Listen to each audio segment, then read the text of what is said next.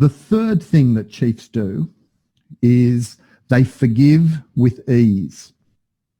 So you are the chief when you are the center of forgiveness.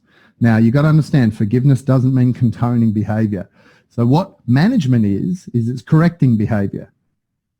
What leadership is it's forgiving with ease. And the degree to which you can do this as a person is the degree to which you can do this as a leader. So if you carry grudges, I do. If you can get pissed off and judgy, like I can, then what you're actually doing is you're running a us versus them mindset. And what leadership is it's inclusive, not divisive. So good cultural leadership is about bringing people in, bringing the disparate parties together. It's got this restorative, and I realize that's a loaded word in this community, but it's got that restorative kind of unity vibe, all right? So great chiefs, right, greet with intent. They start the fire every day and they forgive with ease. And the chiefs greet with intent. The second thing that chiefs do, super, super powerful, and if you're going to chief your tribe, which is what you're doing, is that chiefs not only greet with intent, but they start the fire every day. And so this goes to this shifting mood of people from Friday to Monday, from morning tea to lunch, from start of the day to the end of the day. And in this COVID dynamic, I think it's worth thinking about a set of traffic lights hovering above everybody's head. And it's red, amber, green, all right? And if someone is red, they're not sleeping, they're not eating right, they're stressed, and they're dealing with some full-on stuff.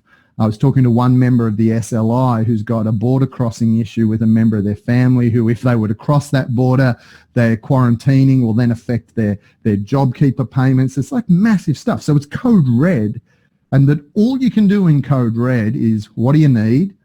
I'm here for you. And then if you have an ongoing relationship, it's, can you need a break?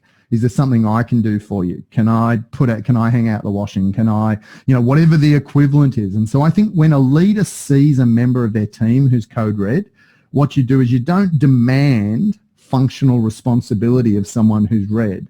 What you do is you give them solace, you give them compassion, and you try to lighten their load. So imagine one of your team on Friday was all green, and then on Monday's code red, and you're still operating without fluidity back on the green Friday. I'm like, no, this person's in a red zone.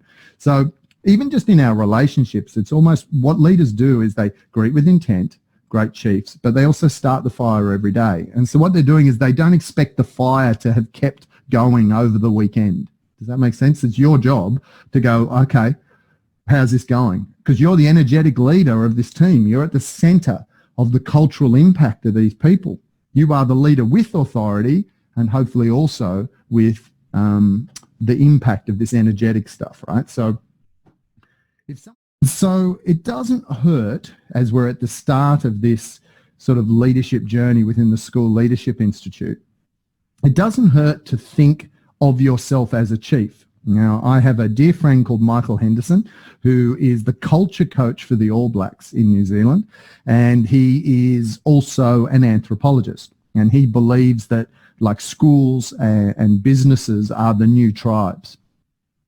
And as an anthropologist, there is this idea called chiefing. And if you think about yourself as a chief of a community, I think that school leadership is more like chiefing than perhaps the military analogies that a lot of people like to use, or the sporting analogies that a lot of people like to use. I go, well, hang on a sec. Because the way a chief works, there's kind of three things that a chief will do. Number one is a chief, and these are the three things that I think that become practical ways that you can explore being the role of leader, right? So it's not about doing, it's about being. How do we do that? Go be a leader now. So the first one is that chiefs greet with intent. So greet with intent. Now we know this. If we just look at the Deloitte studies on the impact of leadership in schools, we know that one of the actions that has like an arbitrage against any other leadership action in the school is being accessible at drop-off and pick-up. So it's almost like you could do the whole day of admin, sitting behind a desk or in a classroom, knowing your roles.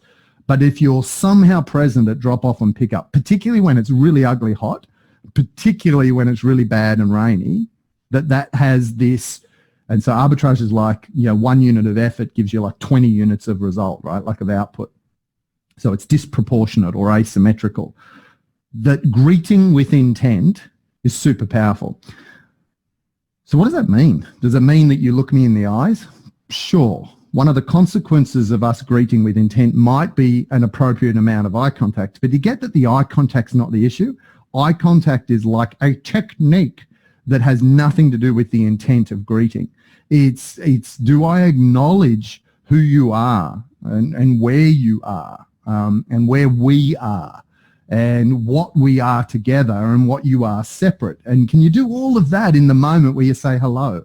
Can you be present to the emotions that might be running through someone at the moment?